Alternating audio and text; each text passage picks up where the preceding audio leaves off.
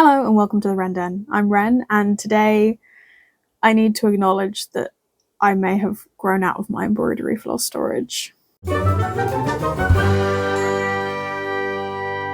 only recently got back into embroidery, but when it comes to craft supplies, I almost never throw anything away or give anything away because I might come back to it. And it happens often enough that I do go back to things that I do feel reasonably justified in that behaviour.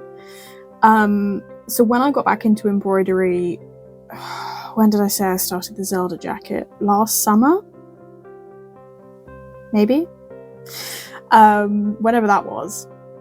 I was lucky to have a decent collection of embroidery floss to sort of get started with, and I've only had to buy the occasional thing here and there if there's a particular colour that I really just don't have anything that's going to match what I'm after or anything like that. Now at the moment I keep my embroidery floss either in this lovely basket which I got from a Christmas market at the end of last year, or in my kind of work box where I keep the colours that I'm actively using. That's not always been my system, but I really enjoyed it the last few months. The problem is I actually can't put the ones in the workbox back into here when I'm done with them because this is wedged full. And it's just starting to get to the point where it's just not practical, which is a shame because it's a really nice basket and it's got a metal frame, so my little fox needle minder just kind of sits on the frame, which is really cute. But yeah, it needs to be bigger. So I made a slightly boring purchase of a brown box. Those of you who watched the Deck of Worlds video may recognise it. It's a very similar box. This one, I don't have any ready to go decorating plans. I haven't found like a decoupage paper that I really like. So it's going to stay brown for now, but that is not the plan long term. So this video is going to be a relatively straightforward one. We are going to take them all out of here, and I am properly going to just take them out because some of the colour organising's got a little bit messy and I do think it's worth starting again, and put them all in here.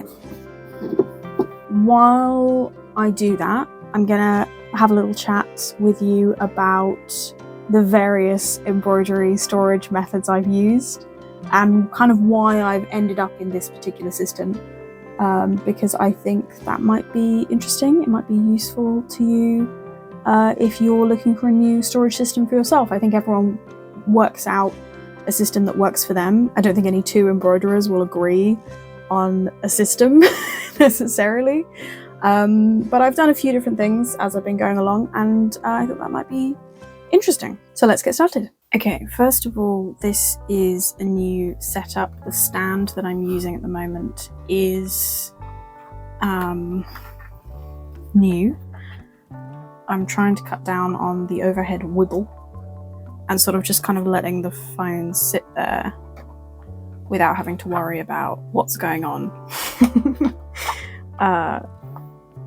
in the hopes that it will just stay there. So I hope that it is not wobbling. Get all of these out of there. And yeah, I think what I'm going to do first is I've got a colour wheel, which I think I'm going to use the outer edges for each kind of initial category. We'll see how that works. Pink isn't on here, and pink is quite heavily in here, so I'm not really sure how that'll work, except that it'll go somewhere between red and violet, I guess. So yeah, I'm just gonna loosely, and brown is gonna go somewhere. Just work out what a rainbow is. Brown, I feel, is going to go next to monochrome, although it's sort of at the opposite end of monochrome in this one, so we'll see. So some of these I am going to transfer straight in this order, like the ombres and the monochromes don't really need to change now that I'm looking at it, so this might be a slightly faster process than I feared. Oh look, there's way more colours on the back. Still no pink though, which does feel like a mistake. Anyway, let's shift these easy ones first. I should do it this way around because that's the way around I'm going to do it. So I haven't been into embroidery consistently, but I never throw anything away. So a lot of these are from who knows where. And I just never really got rid of anything, but they didn't always look like this. When I first started embroidering, I kept every skein exactly as it arrived. I didn't roll them up or put them on anything or organize them in any way at all. I just had them in their original skeins with the what do you call it, the little bits of paper on each end, and I didn't really worry about it beyond that. I'm realizing that grey is going into blue, but I don't know if I should kind of let that happen and start with blue. Then where's brown gonna go? Because I like that. And this one can come out of here because that's an odd one out. And then say we went this way, blue into purple, into pink, into red, orange, yellow, and then the creams into green, into brown, into green. Yeah, that could work. But these ones definitely have to go in this section. Yeah, so I just didn't realise there was a better way to do it, basically, other than keeping them exactly how they came. I assumed that that was the correct method, and as tangled as they got, I never really worried about it. And then someone gave me some embroidery floss wands. Google them if you don't know what I'm talking about, because honestly, it took me a while to find the name of the thing. But they're sort of a long, like usually plastic stick with kind of like this at either end is the best way I can describe it, and then the stick is in the middle. And you hook the skein pretty much as it comes onto those two hooks. And then in theory it just sort of holds it in that shape. Did not work, hated that. But it was better than skeins running wild, so I kind of left it. So let's start with purplier blues. Yeah, the plastic ones were fine, I suppose. I wasn't really that kind of excited by them, but they did the job. And then I kind of fell out with embroidery, not in a, principled way. I just was doing other things. I sort of felt like I knew what I was doing, and that always makes me kind of a little bit less excited to carry on. This is already not going fantastically well. Let's say those go there. That's definitely not. That'll do. Because this one's sort of lavendery as well, so this one's going to have to go. I think I'm going to leave that one for the end of purple, actually. And then I'm wondering if I could put dividers into this. I might try and leave room for a divider, just to help them stay neater. And then yeah, I didn't embroider for a while. Did other things, bookbinding, school, work, all that normal stuff. And then I got back into it with the Zelda jacket, really. I'm trying to remember, I don't think I did particularly any projects before the Zelda jacket. I'd had this idea to have an embroidery project to sort of scratch the itch of, oh, maybe I want a tattoo, without actually having to decide on a design for a tattoo, because that wasn't happening. And I just kind of went, how hard can it be, and picked up the embroidery floss again and kept going. And there were pros and cons with that. Pro, didn't really understand the scope of what I was starting, so I didn't intimidate myself.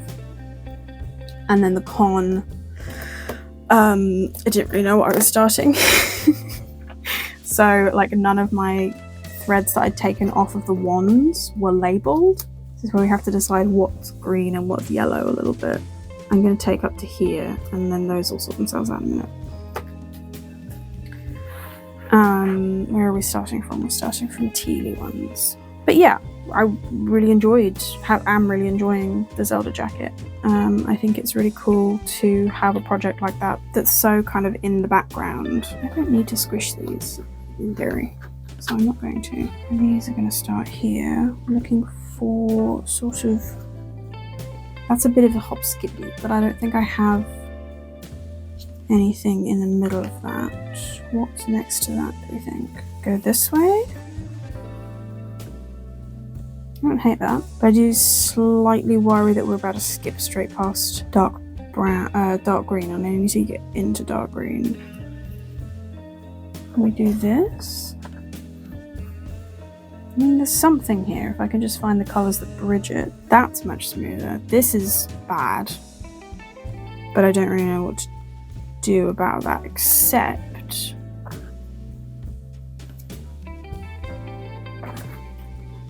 is that better? I'm wondering though if it's because this actually should be over here. I don't hate that. It feels less jarring to me. So what do we think goes next to this one? We're coming back out of deep green, so we sort of want the kind of the green greens, if you will.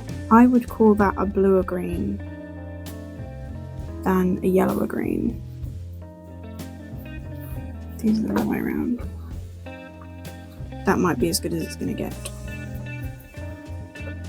And then we're on to yellow.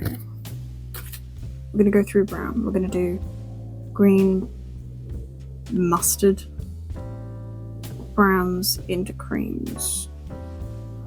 Can I just put that down there? Because I quite like that sequence. But is it though? Because that's greener than that. That's an ombre. I don't know why that's here. You're going in here. So anyway, yeah, when I started the Zelda jacket, I needed a better system. Because I was aware then that it was going to start mattering what the colours were, and like specifically what like brand and code they were. And I hadn't been keeping track of any of that. And it had actually become slightly annoying to try and sort stuff out, you know, when I ran out of various things. So I looked about online. I saw the floss strand thing where you get like a bit of cardboard and you punch some holes in it, and you hang the floss from that, and you can like pre-cut the floss as well to like little length, so it's all sort of really ready to go. That was a bit too intense for me, and I knew that the minute I put anything down I was just going to get it incredibly tangled. So I didn't do that. I looked into various things, and what I ended up doing was buying a bobbin winder. Actually, so I think these should go in here to get us back out of... Yeah, I quite like that. These should be there. Right, hang on a minute.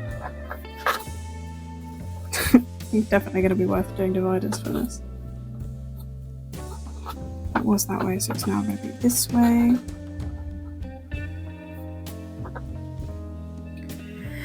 So I bought a bobbin winder and a bunch of little cardboard bobbins because I was really looking for a solution that didn't use plastic, because I try where I can to not use plastic in general. Okay, hang on a minute.